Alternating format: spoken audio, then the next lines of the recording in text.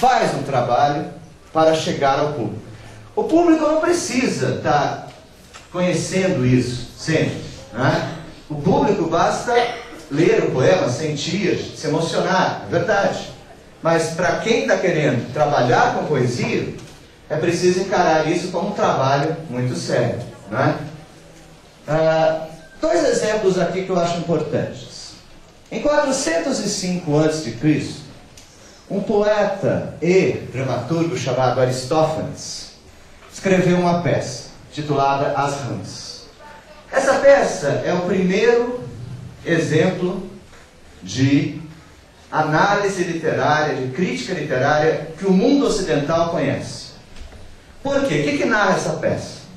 O rei Dioniso, o deus Dioniso, que era o deus do vinho, da dança, do teatro, o deus Dioniso estava deprimido. Começa a peça com Dioniso se queixando. Qual é a grande queixa dele? 2 anos antes, havia falecido, e havia falecido de fato, um dramaturgo chamado Eurípides. 1 ano antes de Eurípides, havia morrido o Sófocles. E 5 anos antes, havia falecido o Ésquilo. Os 3 grandes autores da tragédia grega. Morreram no intervalo de 5 anos. Ora, Dioniso estava triste, deprimido. O que é que ele dizia? A poesia morreu. Não tem mais poesia. É engraçado que o primeiro momento de crítica literária é exatamente falando que a poesia morreu. Gente, eu ouço isso o tempo inteiro. Eu já fui dar palestra, o cara levantou, poesia morreu? Claro que morreu. A gente não tem mais Drummond, a gente não tem mais João Cabral, a gente não tem mais Augusto tem, graças a Deus. A gente não tem mais Haroldo de Campos, a gente não tem mais Murilo Mendes. Por que não tem mais? Aí eu respondi, porque eles morreram. Desculpa, mas eles morreram. Acontece que as pessoas morrem, né? O cara fica velho e morre, né? Foi normal. Aí, infelizmente, eles não descobriram uma cura para essa doença, né? Que é o MG baixo, sabe? Ou seja, velhice. Então, o que aconteceu? O cara morreu, eu não posso fazer nada, eles morreram. Não, mas a poesia morreu então com eles. Bobagem, a poesia está viva a cada instante. Está sendo feita por poetas.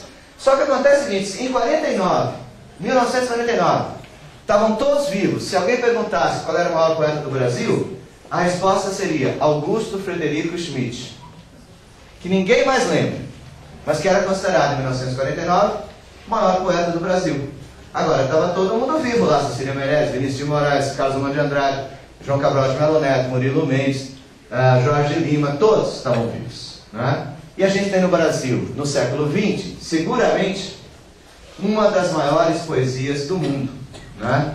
A poesia desse povo todo junto, tá? Agora veja, o que ele faz então, Aristófanes? Dioniso está triste, ele desce ao Hades, ao inferno, e consegue permissão para trazer um poeta. E quando ele chega lá embaixo, o Eurípides e o Ésquilo estão brigando pelo trono dos poetas. E ele pergunta para os 3, quem é que vocês acham que deve subir? Eles falam, eu. Ele fala, vamos fazer um concurso. Como é que é esse concurso? Cada poeta fala um verso. Ele coloca na balança e o verso mais pesado ganha. É uma coisa muito interessante. Por quê? O que ele está dizendo, né, o Aristófanes com isso? Que o valor da poesia está no peso. Não no peso do, meu Deus, né, da tristeza, mas no peso da densidade das palavras.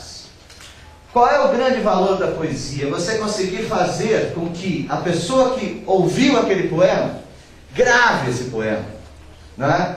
Tá, então a sua filha ouviu o seu filho decorando esse poema e ela gravou com 5, 6 anos de idade, né? Por quê? Porque tem força, porque tem ritmo, porque tem um trabalho intenso do Camões nesse poema, né? Muito intenso e muito rico. E isso, né, ela hoje não pode não saber conscientemente qual é o trabalho, né? Mas ela está sentindo. Ela, já com 6 anos de idade, percebe o valor daquelas palavras. O Aristófanes, então, acaba escolhendo o Ésquilo e leva o Ésquilo para salvar Atenas. Mas o que eu queria colocar para vocês de importância nisso é que as palavras da poesia têm que ser palavras densas, profundas, palavras pesadas, segundo essa. Já o João Cabral de Melo Neto, nesse poema, Falar com Coisas, diz uma coisa pra gente, ficou deslocado, não sei o que aconteceu. As coisas por detrás de nós exigem, falemos com elas. Mesmo quando o nosso discurso não consiga ser falar delas. Dizem, falar sem coisas é comprar o que seja sem moeda, sem fundos, falar com cheques, em líquida informe diarreia. É a imagem que o João Cabral usa muito. Por quê? Porque ele diz o seguinte, o cara fala que vai saindo a poesia. Aí o João Cabral diz, o que vai saindo a gente sabe o que é. Isso não aguento, eu não consigo segurar e saiu. Bom, você sabe, né? Não é poesia. E ele fala claramente isso, que saiu assim, são fezes, para não dizer que é uma merda, tá? Então assim, isso não é poesia, isso é coisa que sai. O João Cabral falava isso. O João Cabral era muito chato. Eu tive o prazer de conhecê-lo, adolescente, mas levava o poema para ele, não gostava, e falava, droga, faz de novo. Não tinha o menor cuidado, né? Didático, né? De falar assim, não vamos ferir a sensibilidade do menino. Mas eu achava isso ótimo, porque o que eu me sentia? Me sentia adulto, me sentia respeitado, né? Eu me sentia assim. Então quando ele não gostava, né? E dizia que não tinha gostado. Isso é um problema com o professor, que o professor tem uma tendência a gostar de tudo, né? Eu estou lendo Camões, que bonito, menino, que legal, leia. Eu estou lendo Paulo Coelho, que beleza. Calma, peraí, tem uma diferença, né? Só que o professor em geral quer estimular. E ao estimular, ele fala que gosta de tudo. Aí eu tenho uma teoria, quem gosta de tudo não gosta de nada, não é verdade? Você fala assim, eu gosto de todos os políticos do Brasil. Imagina, pode falar isso? Não pode falar isso. Eu gosto, né, do Luiz Antônio, esse eu gosto, né? Eu gosto de toda música, adoro música. Que música você gosta? Tudo. Quer dizer, o cara gosta de, né, Stravinsky e de Zeca Pagodinho, provavelmente, né? Eu até gosto, mas, né? Sabe assim, a pessoa, não é verdade, as pessoas gostam de uma coisa e não gostam de outras quando gostam de alguma coisa, é um processo de escolha. O que ele fala aqui? Vamos falar com as coisas. Fazer poesia é falar com as coisas, usar as coisas para fazer com que as palavras sejam mais concretas, mais contundentes. Vou dar um exemplo para vocês. Normalmente a pessoa começa a escrever poesia e fala assim, vou falar da minha emoção. Ai, que saudade, ai, que vontade, ai, que sensação, que emoção. Aí começa a falar umas palavras assim, que são absolutamente gastas, que não dizem nada. Se eu chegasse e falar para vocês aqui, boa tarde, bom dia, estamos aqui reunidos, eu queria dizer que a vida é cheia de obstáculos. Alguém vai dizer, Fred, você realmente é um idiota, né? Quem não sabe que a vida tem obstáculos? Agora, se eu chegar aqui e falar assim, no meio do caminho, tinha uma pedra. Aí vocês vão dizer, chuta essa pedra, Fred. Mas aí, a gente começa a pensar na imagem, na metáfora, né?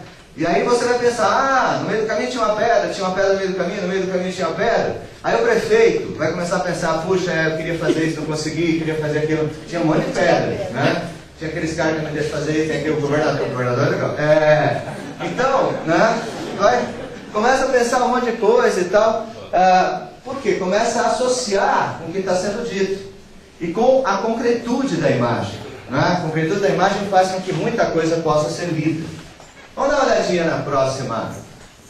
Outra definição de poesia muito importante é de um grande poeta americano chamado Ezra Pound, que dizia o seguinte: grande literatura é simplesmente linguagem carregada de significado até o máximo grau possível. Para explicar isso, eu trouxe um poema aqui do Gregório de Matos. Eu vou falar a primeira estrofe de duas maneiras. Queria que vocês atentassem nas duas maneiras que eu vou falar. Primeiro é assim. É um exagero. Carregado de mim, ando no mundo,